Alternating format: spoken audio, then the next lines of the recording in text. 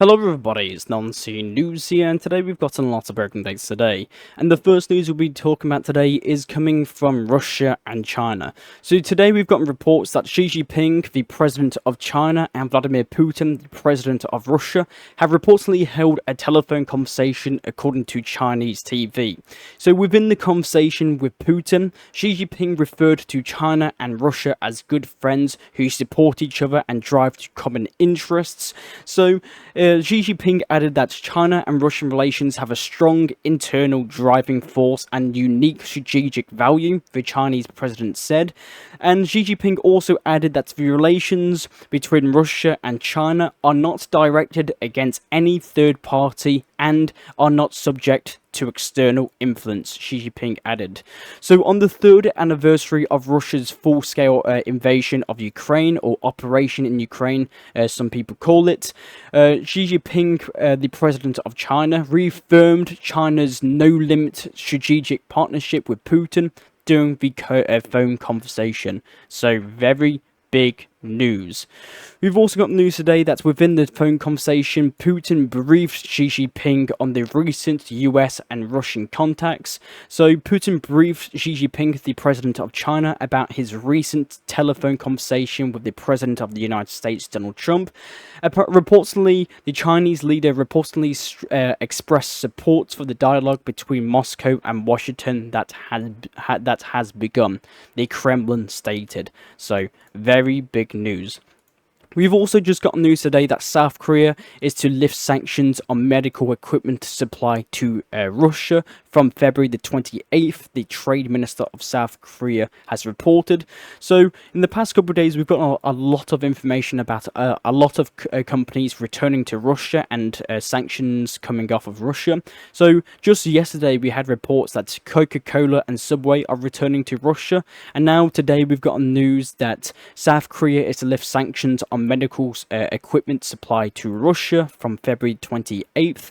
So big news. We've also got news today that Vladimir Putin is stated that it's a good idea for both the US and Russia to cut defense spending by 50%. So in the past couple of days, we talked about how Donald Trump has been vowing and trying to get both Russia and China to cut defense spending by 50%. So Putin actually is now supporting this idea. So Putin stated that it's a good idea for both the US and Russia and China to cut defense spending by 50%. So I don't actually think Putin is calling for the 50% of complete defense spending. I think he's talking about nuclear spending. I know Donald Trump has been talking about that for a while, but I'm 99% sure that Putin stated that it's a good idea. Well, he meant that it's a good idea that US, Russia, and China should cut nuclear spending by 50%. So very big news. The next news we'll be talking about today is coming from Ukraine. So exactly 3 years ago, on February the 24th, 2022, about 5 a.m., Kiev time, so Ukraine time, Russia launched a full invasion of Ukraine. So Putin declared a special military operation aiming to denazify and demilitarize Ukraine. So Ukraine was given 3 days. So today, 3 years have passed since Ukraine and Russia started fighting each other. So within this 3-year anniversary, Zelensky held a conference a press conference on plans for 2025 on the anniversary of Russia's operation in Ukraine. So let's just go over Zelensky's key statements in his press conference on plans for 2025 for Ukraine. So Zelensky stated that I am ready to leave the post of president for the sake of peace in Ukraine or in exchange for NATO invitation by NATO for Ukraine, Zelensky added. Zelensky also announced the list of required guarantees for Ukraine: full EU membership, Western investments for 800,000 Ukrainian soldiers, and foreign troops on Ukrainian soils acting as peacekeepers. Zelensky also confirms that the new mineral deal between Ukraine and Russia will cost Ukraine $500 billion in repayment of debt to the United States. And Zelensky just stated today that I do not recognize even a $100 billion of US money has gone to Ukraine. Zelensky stated that we agreed with Biden that this was a grant. A grant is not debt. So Zelensky stated that Ukraine got $100 billion in aid from the US, the same as from Europe. So he stated that not $500 billion, not $350 billion, not $250 billion, not even $700 billion, and not even 120. Ukraine has gotten $100 billion from the US. And so did Europe. So, interesting news. So, Zelensky is now denying that he will, that the United States has given $350 billion to Ukraine during Biden's administration. So, interesting news. And within the conference, Zelensky stated that he intends to exchange the Kursk region for territories in mainland in Ukraine. So, according to Zelensky, the Kursk region gives us an opportunity to exchange this region for our territories. I am sure that when we get to the issues of territorial integrity, this will help us. So, Zelensky is looking for a territorial exchange of the Kursk region for maybe some advancements that the Russians have done in Donetsk direction. And furthermore, we've also gotten some more comments coming from Volodymyr Zelensky that, according to Zelensky, Ukraine is now ready to exchange prisoners with the Russian Federation in the format of all for all. So Zelensky stated that Ukraine is now ready to give back Russia all of its prisoners of wars that it managed to capture. In return, obviously, Russia will return all Ukrainian prisoners of wars that it managed to capture. So Ukraine is now ready to exchange prisoners with the Russian Federation in the format of all for all. And right now, Russian media is probably is saying that Russia will probably won't do this in the end, because this will probably greatly help Ukraine in the battlefield. Because right now Ukraine is suffering manpower problems, and if you give back all the prisoner of wars that Russia's managed to capture, according to Russian media, they might just, use these prisoners of wars again to fight the Russians. So, interesting news. And the next news today is coming from the capital city of Ukraine, Kiev, because it is the anniversary of the Russians invading Ukraine. A lot of leaders around the world have came to the capital city in the capital city of Ukraine, in Kiev, to show their support for Ukraine. So the Prime Minister of Canada, Spain, and the leaders of Finland, Iceland, Norway, Sweden, and many other officials, and even the European Commission leader von der Leyen, arrived in Kiev for support of Ukraine. So Albania was there, Belgium, Canada, the Czech Republic, Estonia, France, Greece, Italy, Poland, Austria, Romania, Slovakia, Turkey, and many other nations arrived to showcase their support. And all these officials and leaders held a conference with the President of Ukraine, Volodymyr Zelensky, and a lot of military packages and aid packages have been sent to Ukraine, or have been announced. So let's just go through the key military aid packages, or aid packages that have now been announced during this huge anniversary meeting of leaders on the anniversary of the war in Ukraine. So let's start off with Canada. Canada will provide Ukraine with 25 LAVs, 3s and infantry fighting vehicles, 4 F-16 trainers, ammunition for F-16s and tanks and small arms, and $5 billion in frozen Russian assets. Britain will allocate $5.6 billion in military aid to Ukraine, but it did not specify what military aid specifically. Norway will actually allocate 3.5 billion euros to support Ukraine. Again, like Britain, didn't specify what would be in the 3.5 billion euros worth of military aid.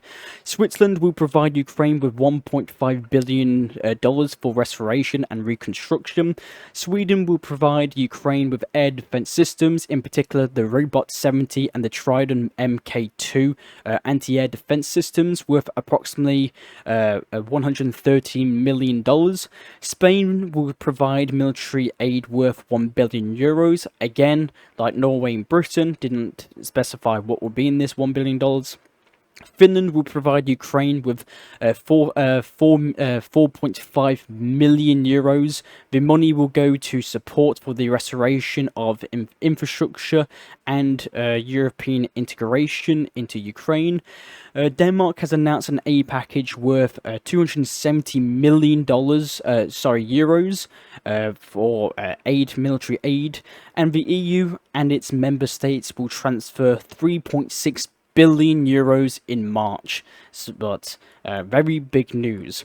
And also, we had news today that the EU approved the 16th package of sanctions against Russia.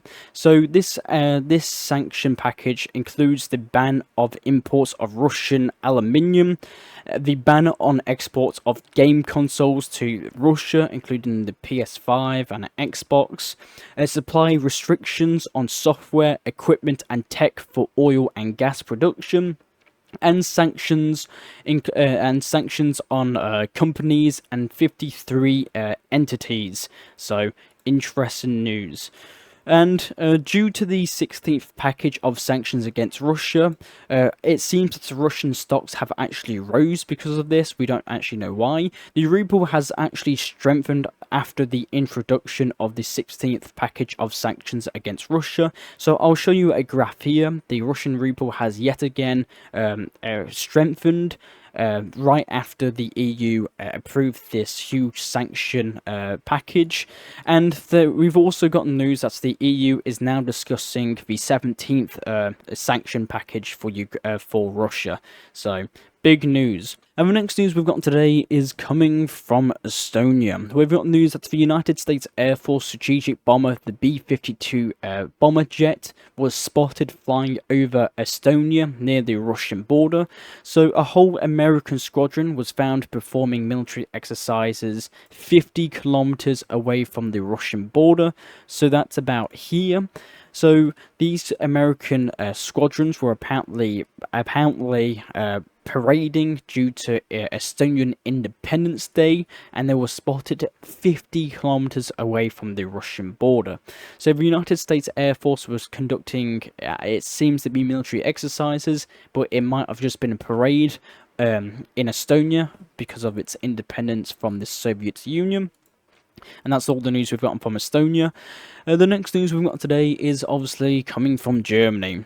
So obviously the final election results in Germany has came out, and as probably all of you probably know, the CDU/the CSU party, or the Conservatives of Germany, has won the German elections, parliamentary elections, with 25.8% of the votes, and have secured 205 seats in the German parliament, gaining 11 extra seats, more than the previous German election.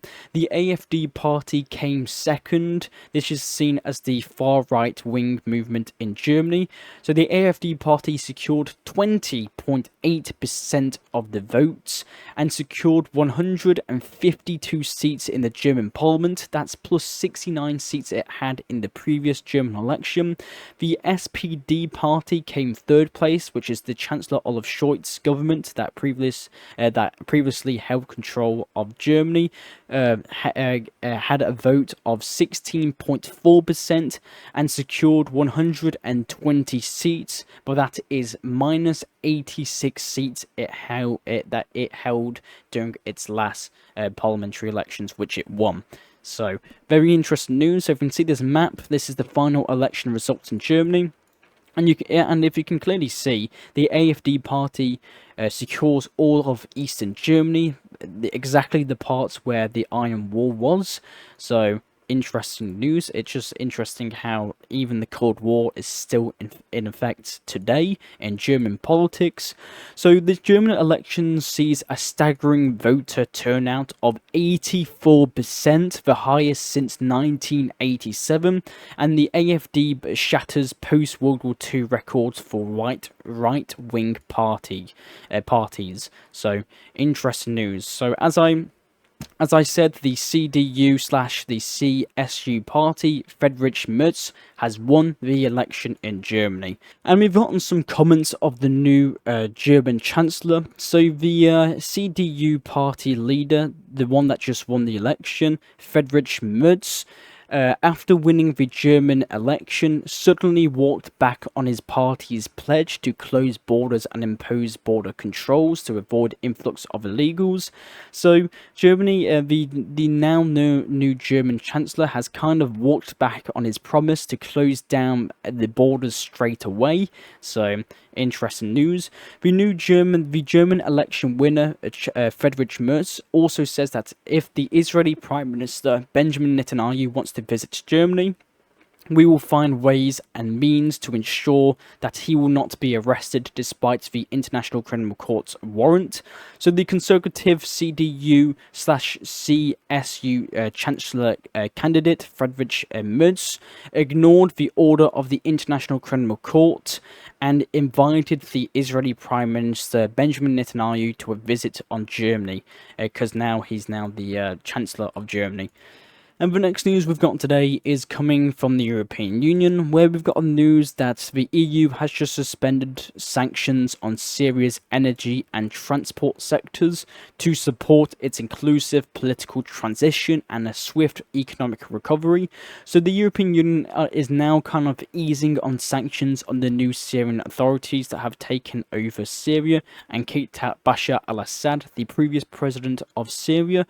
So now the EU is now suspending sanctions on Syria's energy and transport sectors to support its inclusive political transition and a swift economic recovery.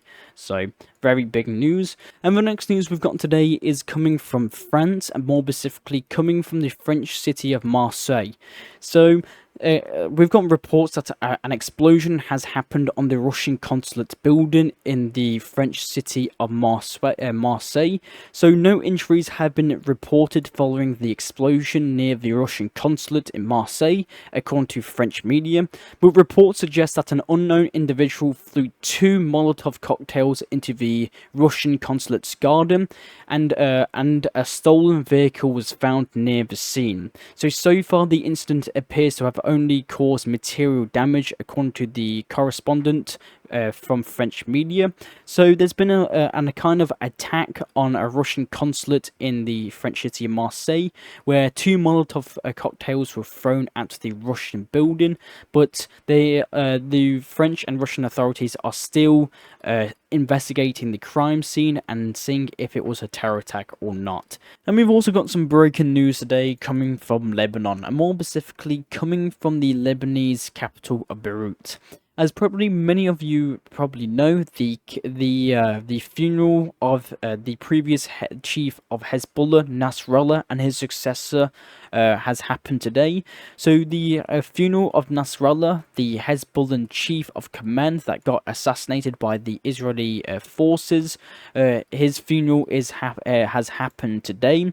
If you can see this video here in your bottom left corner, we can see the caskets of Nasrallah and his successor Hashim arrived at the funeral. So a lot of foreign dignitaries and foreign leaders, not leaders but officials, attended the funeral. So Iranian top generals and foreign dignitaries arrived for Hezbollah's leader's funeral. The deputy of chief of the Islamic Revolutionary Guard Corps arrived at the Hezbollah leader's funeral to pay their respect, and the current Hezbollah chief has also arrived at the funeral to pay their respect to Nasrallah. So probably one of the biggest news that came out of the funeral is that Israeli jets actually roared over Nasrallah's funeral in Lebanon. So right as the casket were brought out of the stadium, Israeli jets flew over Nasrallah's funeral. According to the defense minister of Israel, he posted that the Israeli Air Force planes that are currently circling the skies of Beirut above Hassan Nasrallah's funeral are conveying a clear message. Whoever threatens to destroy Israel and attacks Israel, that will be the end of him. The Israeli defense minister stated that you will specialize in funerals and we will specialize in victories. This was actually staged by the Israeli defense minister, and he mocked the Nasrallah's funeral. And obviously Israeli jets flew by.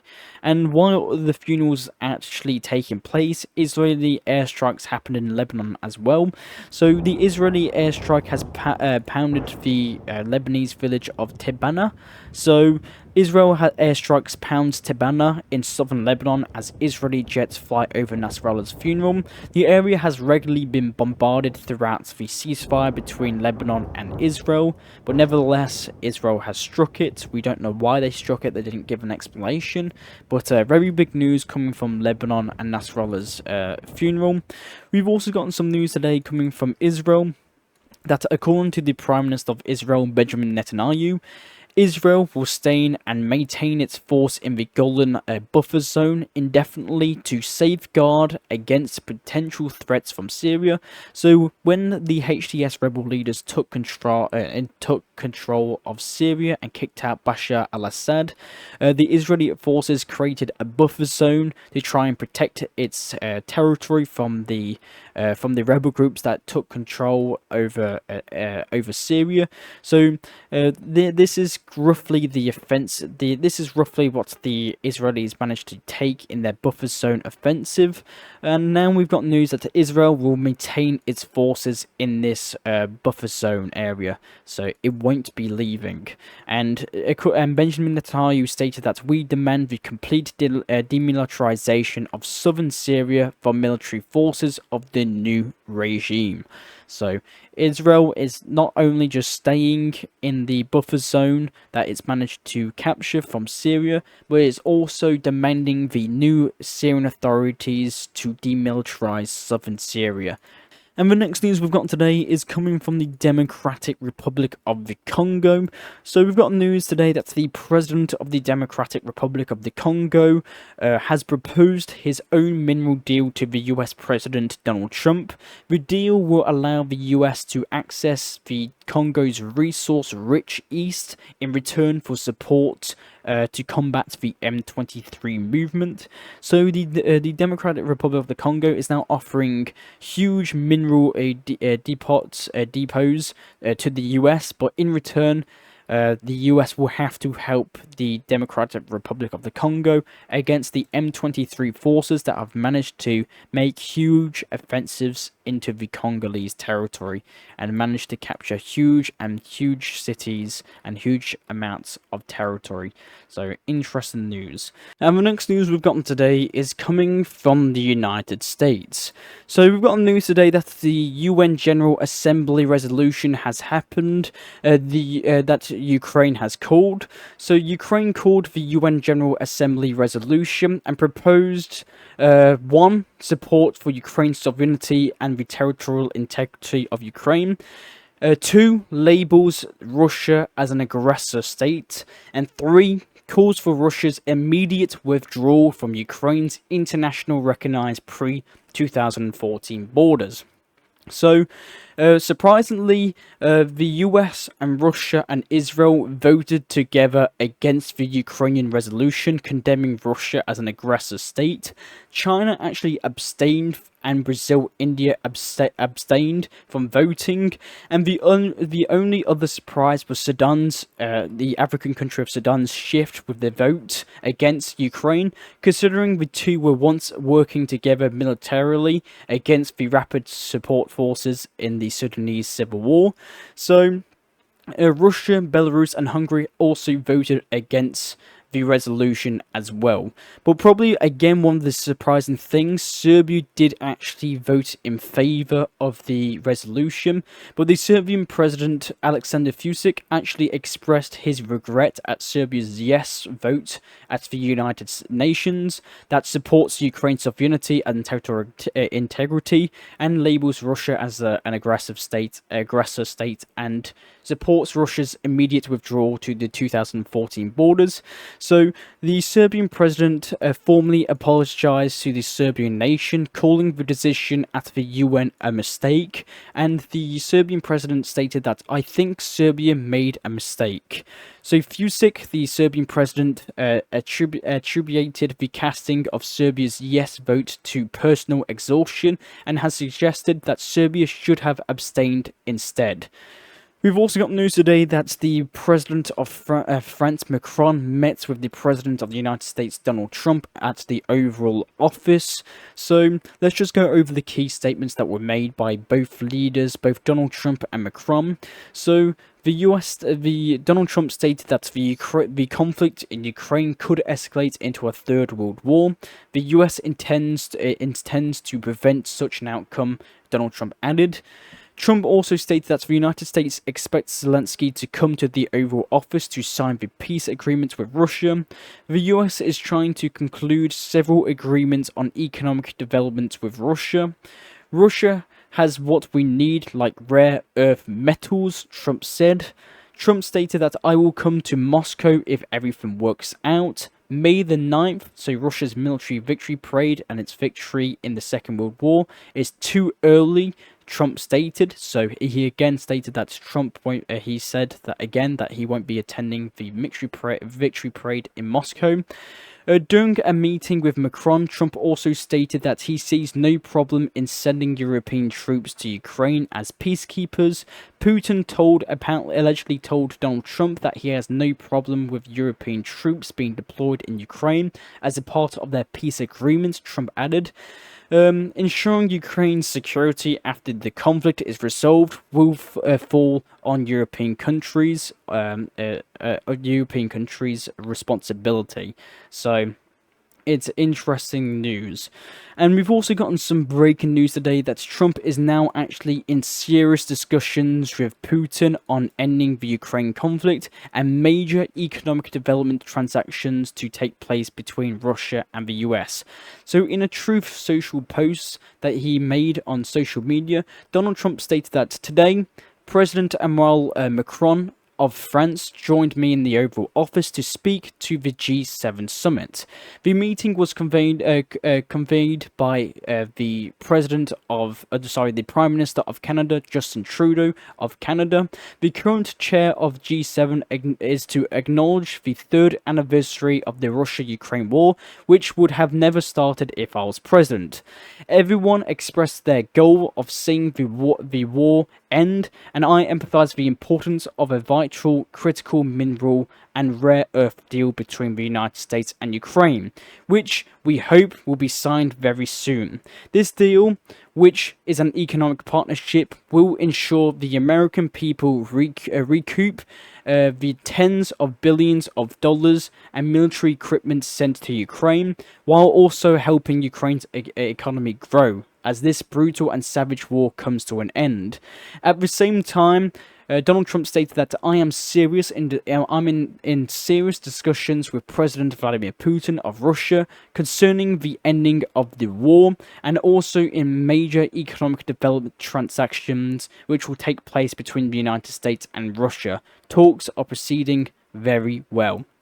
And we've also just got some breaking news today that President Putin of Russia says that Russia is ready to supply 2 million tons of aluminium to the US market, which would stabilize prices. So not only Donald Trump is talking with Putin about a peace agreement in Ukraine, but a major economic deal between the two powerhouses of the world. We've also got some news coming from Ecuador today, that Ecuador will seek foreign military aid to combat drug cartels as violence surges. So the Ecuadorian president, Daniel Noboa, on Wednesday took another step in his efforts to enlist foreign military assistance to combat the drug cartels and organized crime groups in Ecuador that have been behind the escalation in violent crimes over the past 4 years in Ecuador. So the president of Ecuador ordered the foreign ministry to seek cooperation agreements with allied nations that would allow the incorporation of special forces on a temporary basis as support for the Ecuadorian police and armed forces. He also urged the opposition-controlled National Assembly to back his initiative. So the Ecuadorian president is now going to be seeking foreign military aid to combat drug cartels as violence surges, but he said only to allied nations. And that's all the news I actually have for you today. I am Nancy News. I will try and provide you news that medias around the world do not show you. I do these videos hopefully daily, so consider subscribing and liking. And if you want to support me personally, I have a donation link in the description below that you can help me personally and make me a very happy man to try and fund these videos a bit more, because as you probably know, I don't get too much views on YouTube. I earn little to no money on YouTube, so I'm just doing this for the benefit of you guys now. So thank you very much for watching. I will see you all later. Bye.